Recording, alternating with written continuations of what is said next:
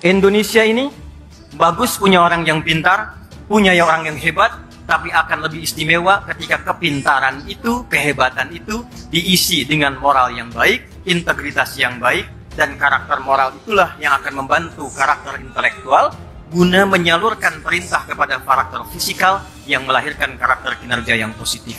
Ketika hubungan dengan Tuhannya baik, moralnya bagus, maka pelayanan kepada orang-orang sekitaran pun akan maksimal. Nabi melakukan tugasnya 20 tahun.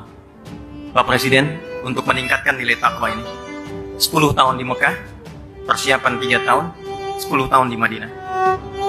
Ibu Menteri Keuangan saat pindah ke Madinah, itu namanya bukan Madinah tapi Yathrib. Kondisinya di bawah resesi jauh sekali, Bu. Kemudian kondisi pasar kacau, dimonopoli. Pak Menko Polkam, izin Pak, kriminalitasnya tinggi, tak terkendali. Tapi dengan nilai takwa ini, diselesaikan hanya dengan 1 tahun. Krisis ekonomi selesai dalam 2 tahun.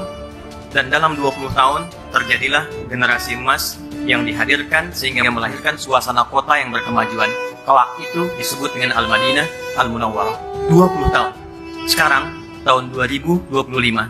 Jika Anda menginginkan generasi emas 2045, kita punya durasi waktu yang sama, 20 tahun. Maka mudah-mudahan puasa kali ini membawa spirit yang mengantarkan kita pada generasi emas dengan saling melengkapi, ulamanya mencerahkan, pemerintahnya juga baik, rakyatnya menyatu, dan itulah Indonesia yang kita harapkan. Allahumma taqabbal minna innaka antas sami'ul alim wa tub 'alaina innaka antat tawwabur rahim.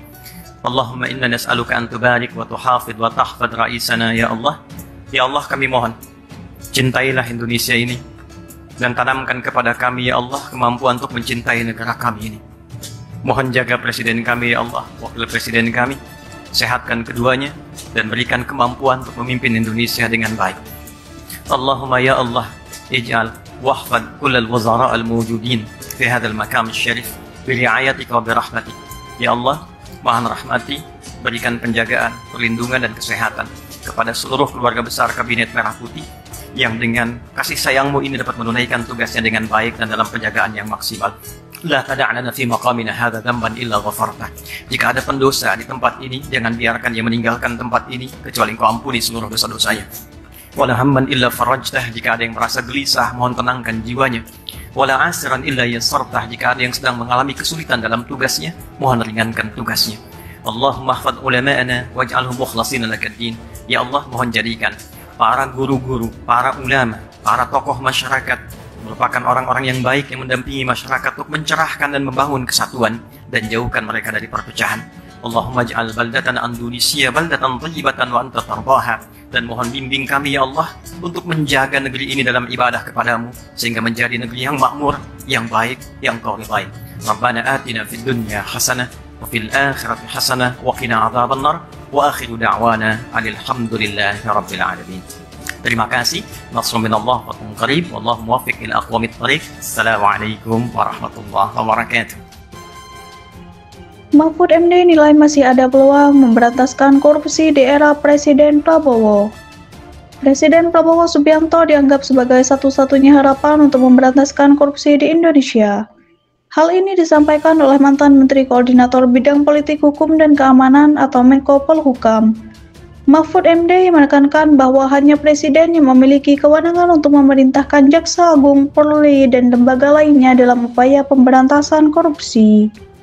Sebenarnya ada harapan atau untuk memberantaskan korupsi asal presiden mau, karena semuanya ini presiden yang harus memberantas mafia-mafia, ungkap Mahfud MD di Jakarta pada Rabu tanggal 6 bulan 11. Mahfud MD menambahkan bahwa Presiden Prabowo memiliki kemampuan untuk mengarahkan Jaksa Agung, Polri, serta para menteri dalam melawan korupsi, karena mereka adalah pihak yang berwenang. Sejak dilantik, menurut Mahfud, Presiden Prabowo telah berulang kali menegaskan komitmennya untuk memberantas korupsi. Bahkan Presiden pernah menyatakan akan mengejar para koruptor hingga ke Antartika, yang merupakan sinyal positif bagi penegakan hukum terhadap pelaku korupsi. Harapan ini ada karena sampai saat ini sejak dilantik tekankan Presiden Prabowo berjanji akan mensejahterakan rakyat, ingin memberantas korupsi, menegakkan hukum, dan membangun demokrasi yang santun tuturnya. Di sisi lain, Mahfud MD juga menyatakan bahwa teori-teori yang ada untuk memberantas korupsi sudah hampir habis karena semua metode yang ada telah diterapkan dan diundangkan. Teorinya sudah habis, sepertinya banyak yang putus asa karena teori sudah dipakai semua, apa yang diusulkan telah dijadikan undang-undang semua. Jelas Mahfud MD saat menjadi pembicara dalam diskusi